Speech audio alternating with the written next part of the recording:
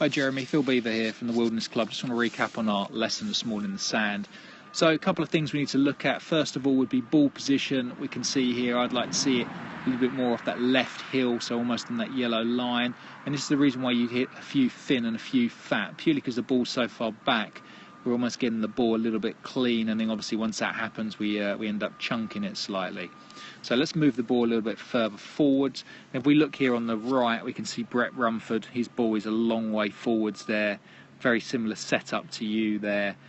So let's get that going. Standard lies, so quite a flat lie. Let's get sort of 65% of your weight on your left side.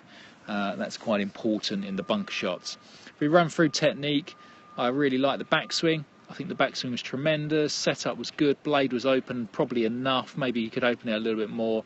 Coming down into impact, for me, sometimes you just wanted to lead a little bit too much with this left hand. So we can see that left hand's in front of the ball. If we look here at Brett Rumford here on the right, we'll see as he comes through, he will allow the club head to try and pass his hand. So as he's coming into impact, I know it's a little bit blurry, but we're better to see it. Here we go. There, we'll definitely see the club head is past. I can't draw straight lines, but he's past his hand. Okay, can you see the difference there? So we can definitely see your left hand is ahead of the ball, where for me this club head is sort of there. Okay, and the shaft's leaning back where yours is there and leaning forwards. Okay, so just get that feeling that the club can slide under, and you can't do that where the ball position currently was. So once you move the ball back forwards there, you can just start to allow that club head to slide, because you can see you do quite a good job of this one here, but it happens for me past impact. So we can see impact, hands are ahead, and I want to see the club head passing the hands just that fraction quicker, but it will happen more if the ball was there, wouldn't it? So if the ball was there, you can see already the club head now is past the hands. Okay, so that was pretty good.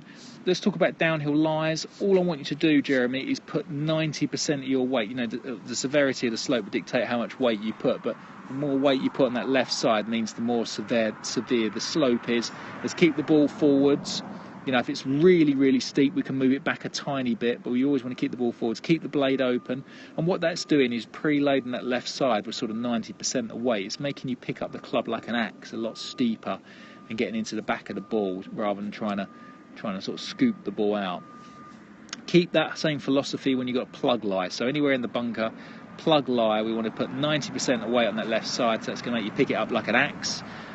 Keep the club face open. That's extremely important. You showed me one with the club face shut, and you did get it out, but it ran across the green because it has too much topspin.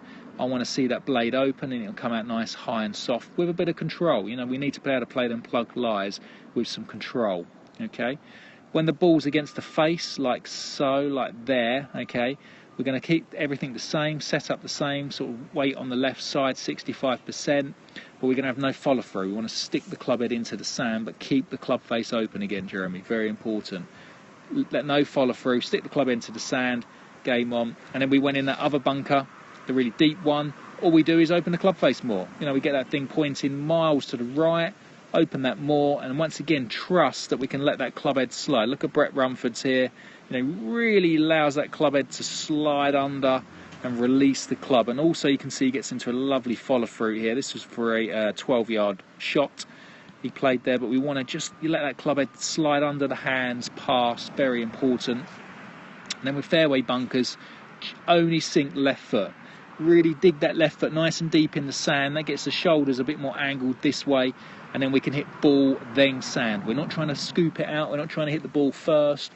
We're trying to hit ball, then sand. Exactly the same as the golf swing on the course. We want to hit ball and turf to get that true distance of the golf shot. Really good, Jeremy. Enjoy your trip, and I'll see you when you get back.